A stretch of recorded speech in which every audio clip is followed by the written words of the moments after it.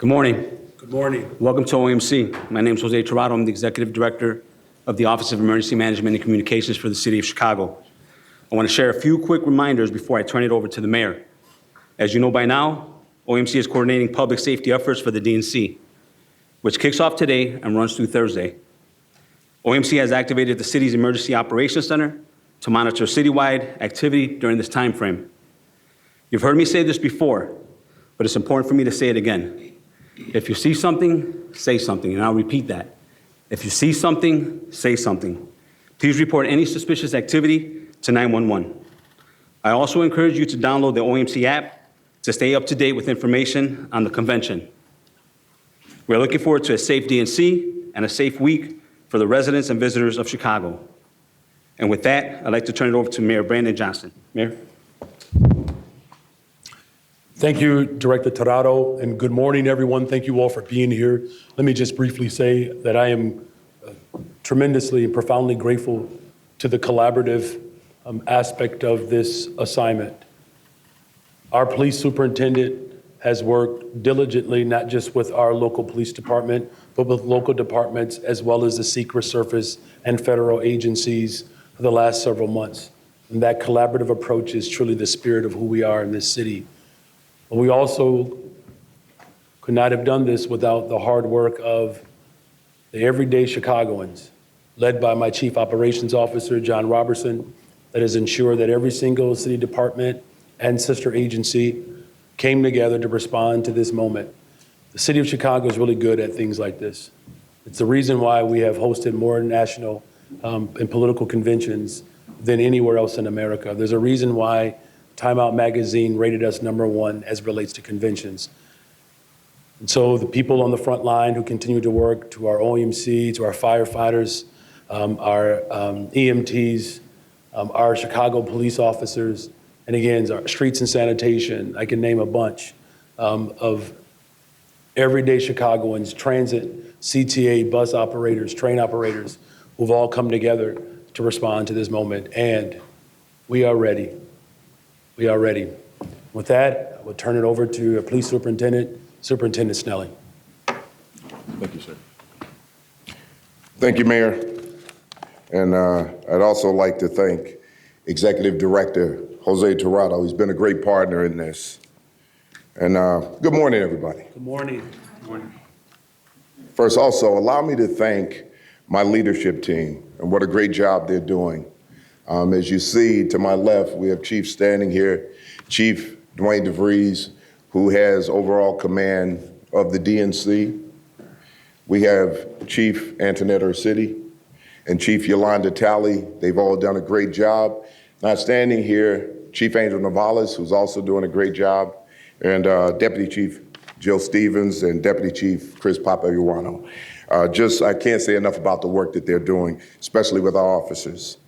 We know that the DNC is kicking off today, but yesterday we had a protest and a protest group out there, and our officers responded exactly the way that we trained them, to respect First Amendment activity. We were able to talk to the organizers in the beginning. They expressed exactly what they wanted.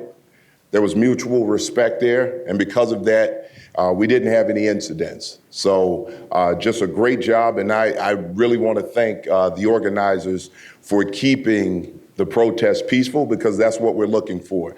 They were able to have their voices heard. They were able to speak. We gave them that opportunity and a platform to do it, and we protected them while they were doing it. So we had officers out there on foot, bikes, so they were protecting the entire corridor, traffic, direction, making sure that the businesses were taken care of, but most of all, making sure that our citizens were safe while this protest happened. So we're expecting large protests throughout the city for the rest of the week. We're prepared for that. We hope for the exact same outcome for every protest, that everyone gets to express their First Amendment rights. We don't have any incidents. If that occurs, then we've had the most successful Democratic National Convention that we can imagine. So we don't We would prefer not to have clashes. We would prefer not to have to make arrests if we don't have to. And we will avoid those things as long as we're not committing acts of vandalism or violence. We must protect our citizens and we must protect our city.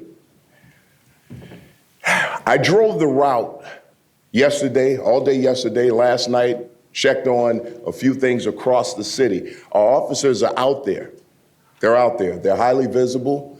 And we have officers not only along the corridors downtown, in and around the venues of the Democratic National Convention, but also in our neighborhoods to continue to protect our people who are living in areas where they're the most vulnerable. So we want to make sure that it's clearly understood that our officers are protecting the entire city, not just one location. So we're going to continue that. We're going to continue to keep our officers looking good, staying professional, because that's what we want, that professional interaction. And I just cannot say enough about how our officers responded yesterday. Just an excellent job, and I'm proud of the Chicago Police Department and the way that the Chicago police officers responded. We could not do this well if those officers didn't step up and work the way that we trained them to work and they remembered their training, and we'll continue to work that way. With that, let me introduce Secret Service Deputy Special Agent in Charge, Derek Meyer.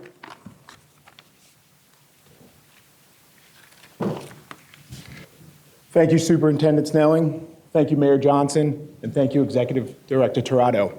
I could not ask for better partners over the last year than you three. My name is Derek Meyer, and I am the Deputy Special Agent in Charge of the United States Secret Service's Chicago Field Office. The security plan for the 2024 DNC would not be possible without the help of our federal, state, and local partners. I'm proud to finally put that plan into action. The DNC is a national special security event, which means the federal government's full complement of resources are available to provide a safe and secure environment. I want to stress, there is no better partner the Secret Service could have than the City of Chicago and the Chicago Police Department. Superintendent Snelling and CPD are world-class partners. The City of Chicago has had great success when it comes to hosting large events. Just this summer, the city hosted NASCAR, Lollapalooza, and the Air and Water Show. That's only to name a few. Like Chicago, the Secret Service also has a proven track record of securing big events. This is the 79th National Special Security event that the Secret Service has hosted. This is the second this year that the Chicago Field Office will host. The Secret Service supports people's First Amendment rights to express themselves freely and lawfully. We're aware of activities planned throughout and during the convention and are working with the Chicago Police Department to make sure they are safe. There will be some impacts when it comes to traffic and parking, but we have done our best to minimize those disruptions through public outreach. I'm looking forward to a safe and secure DNC. Thank you.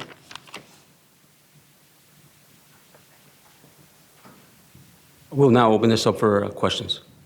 We have microphones. Mary, start there. Tom, you can start. Identify yourself. Hi, Alice Gate of the Chicago Tribune. This question's for the mayor. Mayor Johnson, you had a recent interview in which you described the war in Gaza as genocidal. Can you talk about why come out now and use that label? And how do you reconcile that position with your role in also celebrating the Biden-Harris administration this week? October 7th terrorist attack we condemned in very certain terms. The first major city to do that. The acts of terror that were executed by Hamas, we've condemned them. We've also called for the releasing of hostages and for the end of this war. You can condemn terrorism and call for peace. It's actually very customary within our tradition here in Chicago. Dr. King called for that. People across America are calling for that, for the immediate releasing of hostages, the end of these acts of terror, and the end to this war.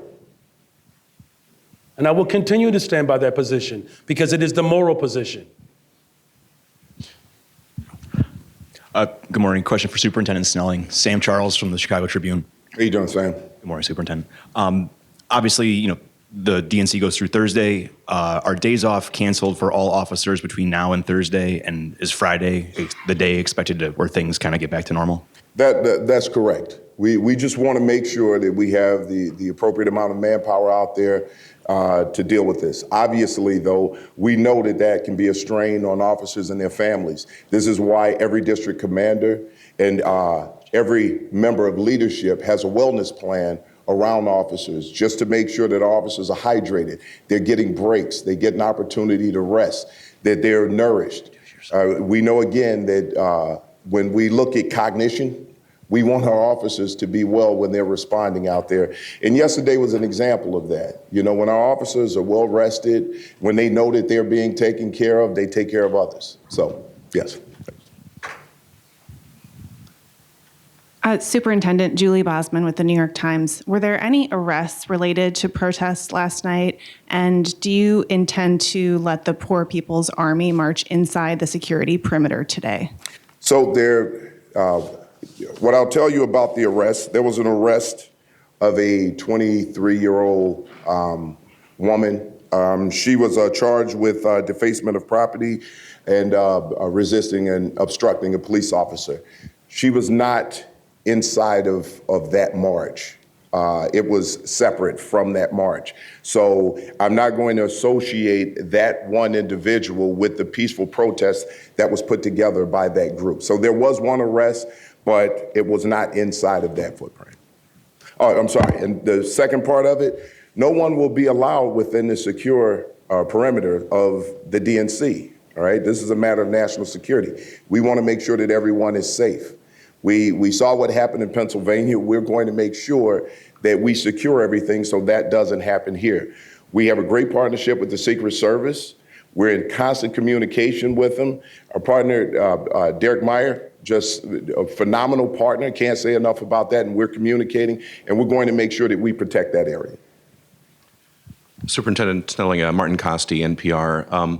Yesterday, the spokesman for the coalition to march on the DNC said that regarding the length of the route, that they've been trying to get longer, that basically the size of the crowd dictates where people go, Chicago rules, implying that people might start departing the official route. What's your philosophy if people start going to side streets, that kind of thing?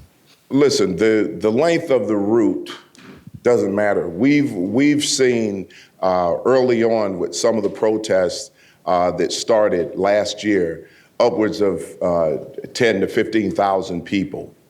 And it wasn't about the length of the route. It was about the control efforts put in place. Number one, the organizers. The organizers in some of these protests have done a very good job policing themselves and policing each other.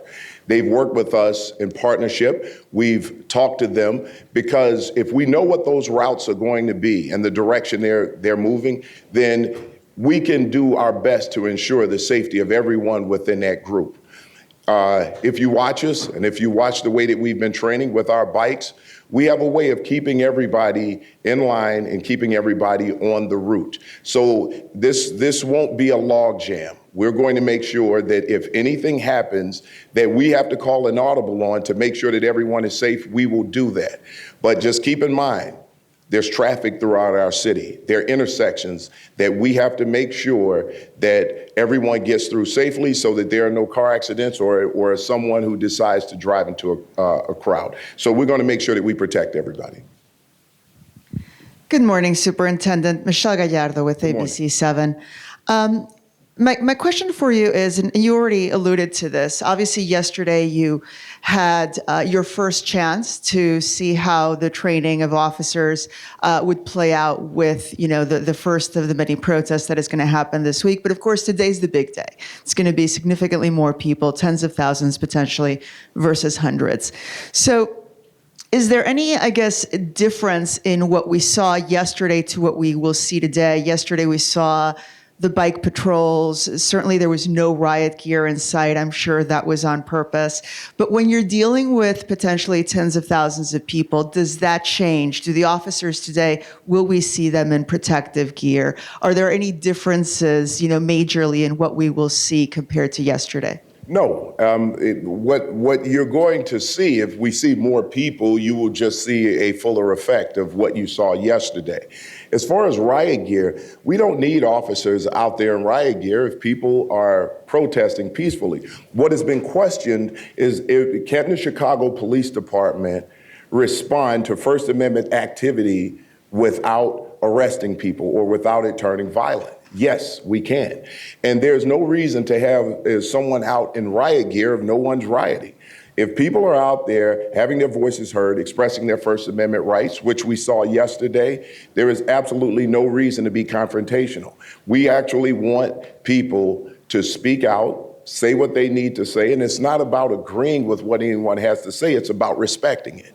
And we're going to respect people's constitutional rights, and we're going to make sure that we're not escalating anything. We want to make sure that this goes off safely and everybody gets the opportunity to have their voices heard. Hi, Mayor. Heather Sharon, WTTW. Can you give us a preview of what you're going to tell the convention tonight? And what do you hope people, after they leave Thursday, Friday, will tell their friends about Chicago? I would hope, thank you for that question. I would hope that people walk away from Chicago in love with the city as much as I'm in love with this city and as much as the people are in love with this city. And there are a lot of great reasons to be in love with this city. 20% of the world's fresh water is in our front yard through the Great Lakes and the St. Lawrence. Electricity came to life here in the World Fair. You know, the city that launched, you know, the consciousness of America through the writings of Ida B. Wells. I want them to understand that profound history, from electricity to the Model T to Carnegie to quantum computing. That all rhymed, didn't it? Maybe I should say that tonight, Heather. But I want them to know that, you know, Chicago is a love story. A Black Haitian immigrant, a Potawatomi woman at the banks of the river set up a trade post so that the entire world could come together and exchange ideas and hopes and aspirations. And that's what I want people to walk away with, and that's essentially what I'll articulate tonight. Good morning. My question is for Superintendent Snelling, Carmen Vargas with Univision. How many federal agencies and from other states are here assisting, and how are the resources being distributed inside and outside of the perimeter? Well, I wish I could give you a number, but what I can tell you is I swore in a large number of mutual aid officers who came in from all around the state and Milwaukee. We also have the state police here.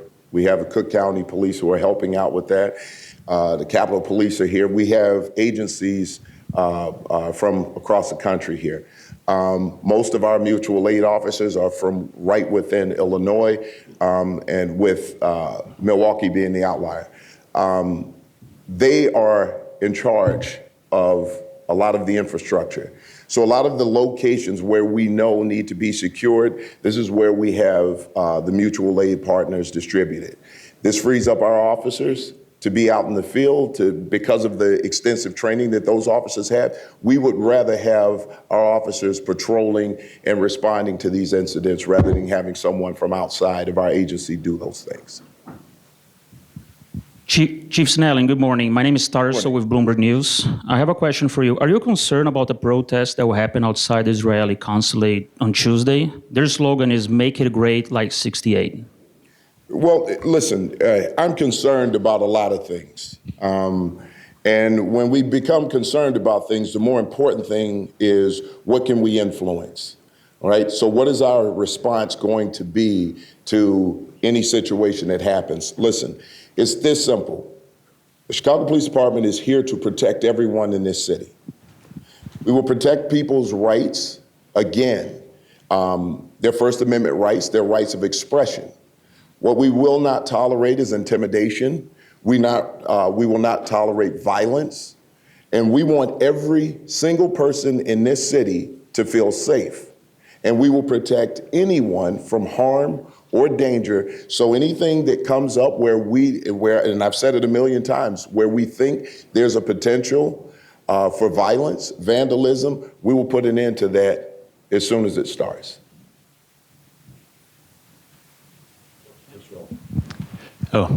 Superintendent. We understand that some bricks were found in and around Union Park by officers in recent days. Have any more bricks been found? Not to my knowledge, but we keep an eye out for those things because if we can stop that before it starts. Because look, when you have a large group of people who want to express their First Amendment rights, the larger number of that group are just simply here to do that.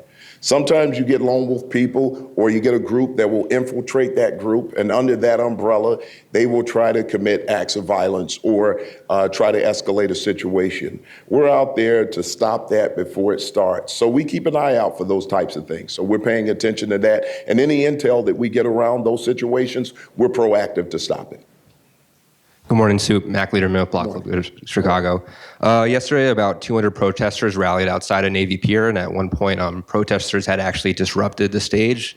I got up there and spoke. What allowed that to happen, and how do you ensure no similar disruptions happen throughout the week? So what I will tell you is they were given the opportunity to do that by the group inside. So they were kind enough to allow these people the opportunity to speak. So that was an agreement. So any other, so that wasn't a security breach. So when we know that there's a possibility of a security breach, we'll make sure, because we have officers there to stop that from happening. But that was an agreement yesterday. That's the last question. Hey, Sean Mulcahy, Chicago Reader.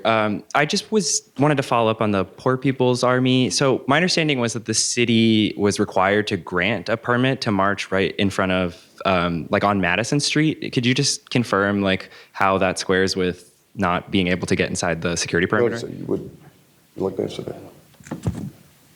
We're here. What I can tell you is this, because I don't have all of the information on that right now, so I don't want to give you any bad information. Here's what I will tell you. We know that we have people who will pop up and start to protest. Listen, we will handle that the same way that we handle everything else. We don't want to escalate a situation. And if all they want to do is have their voices heard and they're not disrupting anything, people will have the opportunity to express their First Amendment rights. So anything that happens like that, the spontaneous, will be there to handle it and keep it as peaceful as possible. Thank you very much. Thank you. Thank you, everyone.